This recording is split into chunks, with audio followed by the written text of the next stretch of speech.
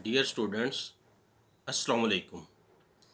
आज हम second year chapter 12 का लेक्चर नंबर 6 देखेंगे। आज हमारा टॉपिक है इलेक्ट्रिक फ्लक्स। लेकिन इससे पहले हम एक फ़िज़िकल क्वांटिटी को डिस्क्राइब करते हैं, वेक्टर एरिया। क्योंकि ये टर्म मुझे आगे इस्तेमाल करनी है क्वांटिटी, इसलिए वेक्टर एरिया हम देखेंगे।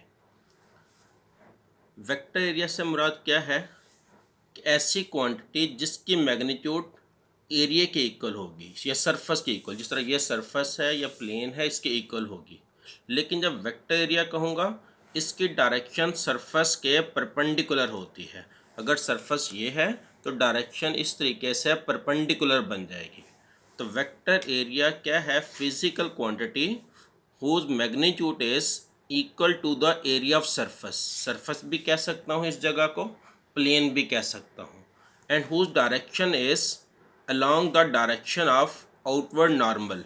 यानी उस डायरेक्शन किस तरफ होती है? प्लेन के परपेंडिकुलर होती है। इसे हम कहते हैं वेक्टर एरिया।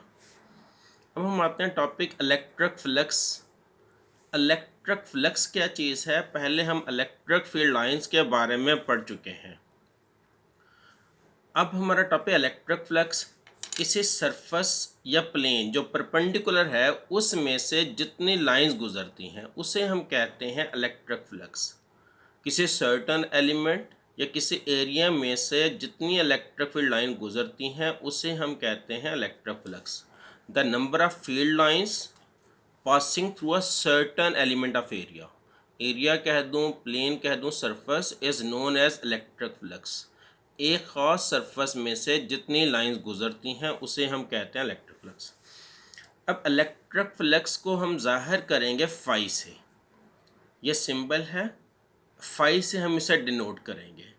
इसका फार्मूला क्या है? E vector dot A vector. जब डॉट ऊपर वेक्टर के साइन है, दो वेक्टर के दरमियान डॉट का मतलब है आंसर एक स्केलर क्वांटिटी होगा। इसलिए इलेक्ट्रिक फ्लक्स एक स्केलर क्वांटिटी है। जब डॉट को हम हल करते हैं ई डॉट ए, फिर क्या होगा? ई ए कॉस थीटा, ऊपर वेक्टर के साइन नहीं आएंगे। जबकि थीटा क्या चीज़ है? Theta is the angle between electric intensity and vector area. यहाँ पर ये ख्याल रखना है कि थीटा किसके दरमियान एंगल हमने बताया? इलेक्ट्रिक इंटेंसिटी और वेक्टर एरिया। इसकी बार बार स्टूडेंट को कन्फ्यूजन आना शुरू हो जाती है, इसलिए मैं बार बार रिपीट कर रहा हूँ।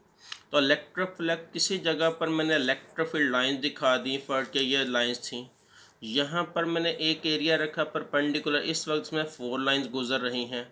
इसी एरिया को यहाँ पर उठाकर रखा, अब इसमें से 2 लाइन्स गुजर रही हैं। तो यहाँ पर फ्लक्स ज़्यादा है, यहाँ पर फ्लक्स कम है। फ्लक्स का इन्हिसार किस बात पर है? पहली बात इलेक्ट्रिक इंटेंसिटी। जितनी इंटेंसिटी ज़्यादा होती है, लाइंस करीब करीब होती हैं, उस एरिया में से लाइंस ज़्यादा गुजरेंगी। दूसरी बात एरिया पर, एरिया थोड़ा होगा, थोड़ी लाइन गुजरेंगी, ज़्यादा होगा, ज़्यादा लाइन गुजरेंगी। तीसरी बात डायरेक्शन पर, फर्ज किया यहाँ पर मैंने ये एक दिखा दिए प्लेन, ये प्लेन है, इसे मैंने इस रुख दिखा दिया परपेंडिकुलर। अब यहाँ से इलेक्ट्रिक फील्ड लाइंस आ रही हैं। अगर मैं इस तरह रखूँ, इसमें से लाइंस ज़्यादा गुजर सकती हैं, इसमें से। अगर ऐसे कर दूंगा लाइन कम गुजरेंगी, इसलिए डायरेक्शन बदलने से फ्लक्स बदल जाता है। अब हमने देखना है कि फ्लक्स मैक्सिमम कब होता है, मिनिमम कब होता है। यहाँ पर एक चीज़ जहन में रख लें, ये अगर बॉल पॉइंट इस पेपर के इस प्लेन के पैरेलल है, ये बॉल पॉइंट इस प्लेन के, अगर मैं इस बॉल पॉइंट को कह दूँ ये इलेक्ट्रिक फील्ड लाइंस हैं, तो ये इलेक्ट्रिक फील्ड लाइन इस वक्त प्लेन के पैरेलल है। लेकिन जब मैं वेक्टर एरिया का जिक्र करूँगा, वेक्टर एरिया क्या होता है? सरफेस के परपेंडिकुलर। तो ये जो इलेक्ट्रिक फील्ड लाइन जिससे मैंने ब्लैक कलर ये बॉल पॉइंट से दिखा रहा हूँ, ये क्या बना? प्लेन के पैरेलल और वेक्टर एरिया के परपेंडिकुलर बना। इसलिए जब इलेक्ट्रिक फील्ड लाइंस प्लेन या सरफेस के उसके पैरेलल होंगी, तो वेक्टर एरिया के वो परपेंडिकुलर होंगी। तो अब हम ये देखना चाहते हैं फ्लक्स मैक्सिमम कब होगा, मिनिमम कब होगा। तो इलेक्ट्रिक फ्लक्स मैक्सिमम फ्लक्स कैसे होगा? जिस वक्त हम किसी सरफेस को, सरफेस या प्लेन, ये सरफेस थी, मैं इस तरह रखूँगा, इसमें से ये इलेक्ट्रिक फील्ड लाइंस जो आ रही थी ये ज़्यादा गुजर सकती हैं इसमें से।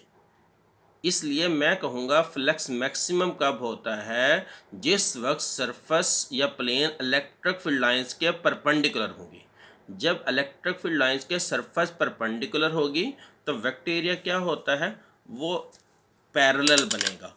जिस वक्त सरफेस इलेक्ट्रिक फील्ड लाइंस के परपेंडिकुलर बनेगी, वेक्टर एरिया पैरेलल बनेगा। क्यों?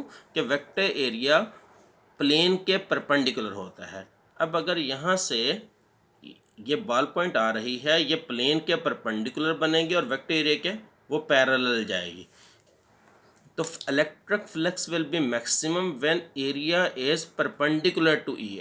इलेक्ट्रिक इंटेंसिटी के एरिया परपेंडिकुलर होगा। जिस तरह यहाँ पर मेरा हाथ था, इसमें से लाइंस कब ज़्यादा गुजरेंगी, जब प्लेन या सरफेस परपेंडिकुलर होगी। इसलिए जितनी इलेक्ट्रिक इंटेंसिटी ज़्यादा होगी, फ्लक्स ज़्यादा होगा।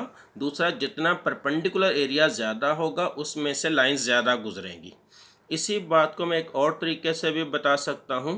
फ्लक्स मैक्सिमम कब होता है, जिस वक्त हमने कहा था प्लेन परपेंडिकुलर होगी, तो वेक्टर एरिया क्या बनेगा, पैरेलल होगा। Flux will be maximum when vector area is parallel to E. उसी बात को मैंने दोबारा लिखा, प्लेन जब परपेंडिकुलर होती है तो वेक्टर एरिया पैरेलल होता है। तो ई ए कॉस थीटा, यहाँ पे कॉस ज़ीरो की वैल्यू 1 ई ए। बाज़ दफ़ा किसी जगह पर लिखा होता है फ्लक्स मैक्सिमम है, एरिया परपेंडिकुलर, नीचे एंगल 0 पुट किया होता है इस जगह पर, तो स्टूडेंट्स को कन्फ्यूजन होती है, इधर परपेंडिकुलर कहा, इधर एंगल 0। तो मैंने बताया था ये एंगल इलेक्ट्रिक इंटेंसिटी और वेक्टर एरिया के दरमियान है। इसलिए जब एरिया परपेंडिकुलर होगा, वेक्टर एरिया पैरेलल हो जाएगा। दूसरी बात, फ्लक्स मिनिमम कब होगा। फ्लक्स मिनिमम कैसे हो सकता है, अगर ये सरफेस है, ये सरफेस है, वेक्टर एरिया किस तरह बनेगा, इसके परपेंडिकुलर, ये परपेंडिकुलर वेक्टर एरिया मैंने दिखा दिया, ये परपेंडिकुलर। तो फ्लक्स मिनिमम कब होगा, जिस वक्त इलेक्ट्रिक फील्ड लाइंस प्लेन के पैरेलल होंगी। ये देखिए, अगर यहाँ पर प्लेन है, ये प्लेन थी, कोई इलेक्ट्रिक फील्ड लाइन ऊपर से गुजर, कोई नीचे से, इसलिए ये वाली प्लेन, जिस वक्त इलेक्ट्रिक फील्ड लाइंस प्लेन के पैरेलल होंगी तो फ्लक्स मिनिमम होगा। इसलिए फ्लक्स मिनिमम कब होगा, इलेक्ट्रिक इंटेंसिटी देखेंगे और पैरेलल एरिया, एरिया जब पैरेलल होगा फ्लक्स मिनिमम होगा। अगर मैं दूसरे अल्फाज में लिखूं तो क्या बन जाएगा, electric flux will be minimum when vector area plane के पैरेलल था, तो वेक्टर एरिया के क्या होगा, इलेक्ट्रिक फील्ड लाइंस परपेंडिकुलर होंगी। इसलिए यहाँ पर हमने एंगल पुट कर दिया ई ए कॉस 90। कॉस 90 की क्या वैल्यू होती है, 0, तो 0। तो मिनिमम फ्लक्स 0 होगा, मैक्सिमम फ्लक्स वो किसके इक्वल बन गया, ई ए के इक्वल हो गया। लेकिन ज़रूरी तो नहीं कि हमेशा सरफेस इलेक्ट्रिक फील्ड लाइन के या पैरेलल, ये वाली सरफेस ली, इधर से नहीं देखना, ये वाली सरफेस, ज़रूरी तो नहीं कि सरफेस मेरा हमेशा इलेक्ट्रिक फील्ड लाइंस के पैरेलल हो या परपेंडिकुलर हो, वो इस तरह तिरछी भी तो हो सकती है इस तरीके से। तो अब मैं इस सरफेस को थोड़ा तिरछा करके इसे थोड़ा तिरछा दिखाने लगा हूँ और ये सामने से व्यू दिखाने लगा हूँ। ये सामने से ये व्यू है, इन मुकम्मल प्लेन को मैंने नहीं दिखाया, सिर्फ सामने से व्यू दिखा दिया। तो इसलिए जब इस तरह दिखाऊंगा, अब वेक्टर एरिया क्या होगा, इस सरफेस का परपेंडिकुलर, इस सरफेस का परपेंडिकुलर कैसे बनता है, इस तरह बनेगा। ये वेक्टर एरिया, इलेक्ट्रिक इंटेंसिटी की लाइन इस तरह आगे को जा रही थी। हमने पढ़ा था एंगल किसके दरमियान देखना है, इलेक्ट्रिक इंटेंसिटी और वेक्टर एरिया के दरमियान, ये वेक्टर एरिया था। इस तरीके से फ्लक्स मैक्सिमम था, इस तरह मिनिमम। अब थोड़ी तिरछी सरफेस है तो हमने इसके कंपोनेंट बनाए। कैसे कंपोनेंट बनाए, एक कंपोनेंट ये, दूसरा ये। इसे मैंने यहाँ पर फिर बता रहा हूँ, ये सिर्फ सामने से व्यू, ये वाली लाइन मैंने शो कर रहा हूँ सामने से व्यू। इसी तरीके यहाँ पर जो कंपोनेंट बनेगा उसका भी सिर्फ सामने से व्यू दिखा दिया। अगर ये एंगल थीटा है, ये भी थीटा होगा। मैंने एंगल यहाँ पर क्यों मेंशन किया इधर की बजाय इस जगह पर, क्योंकि हमें पता है जितना दो लाइंस के दरमियान एंगल होता है, उनके परपेंडिकुलर के दरमियान एंगल भी वही होता है। इस लाइन का परपेंडिकुलर ये लाइन और वेक्टर एरिया का परपेंडिकुलर ये प्लेन हो जाएगी। तो इसलिए अगर ये एंगल थीटा है तो ये एंगल भी थीटा होगा। अब ये इलेक्ट्रिक फील्ड लाइन किस सरफेस में से गुजरेंगी, इसमें से गुजरेंगी, इसके पैरेलल हो जाती हैं। इसलिए ये हिस्सा लाइन गुजारने के काम नहीं आएगा, सिर्फ ये वाला हिस्सा काम आएगा। और हमें पता है अगर ये प्लेन ए थी, ए का थीटा के साथ जो कंपोनेंट होता है कॉस थीटा होता है, ये प्रोजेक्शन जो थीटा के साथ है, जो सामने होता है साइन थीटा। तो हम ये कंपोनेंट लेंगे क्योंकि लाइन गुजारने के लिए यही कंपोनेंट काम करेगा। ऐसे केस में हमने पढ़ा था फ्लक्स का फार्मूला क्या था, ई है कॉस थीटा, इसे मैं इस तरह भी लिख सकता हूँ। तो ई का ई आ गया। ए कॉस थीटा क्या चीज़ है, प्रोजेक्शन ऑफ एरिया, एरिया का प्रोजेक्शन, प्रोजेक्शन में कंपोनेंट की मैग्नीट्यूड, कौन सी मैग्नीट्यूड कंपोनेंट की एरिया की, जो के परपेंडिकुलर टू ई के परपेंडिकुलर है। तो इलेक्ट्रिक फ्लक्स हम पढ़ चुके हैं, एक स्केलर क्वांटिटी है। इसका यूनिट कैसे देखेंगे इलेक्ट्रिक फ्लक्स का, ई का होता है न्यूटन पर कूलम, एरिया का मीटर स्क्वायर, तो ये बन जाएगा न्यूटन मीटर स्क्वायर, कूलम ऊपर जाकर क्या बन जाएगा, कूलम इन्वर्स हो जाता है। तो ये इलेक्ट्रिक फ्लक्स हमें आगे बार बार इस्तेमाल करना होगा। इसका ख़ास तौर पर आपने ये कंसेप्ट वाज़ेह करना है, फ्लक्स मैक्सिमम कब होता है, मिनिमम, और दोनों तरीक़ों से देखना है।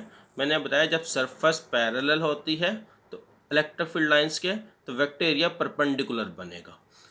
ये चीज़ सरफेस भी कहलाएगी, प्लेन भी, एरिया भी। लेकिन जब वेक्टर एरिया कहूँगा, वेक्टर एरिया क्या होगा, सरफेस के परपेंडिकुलर होगा।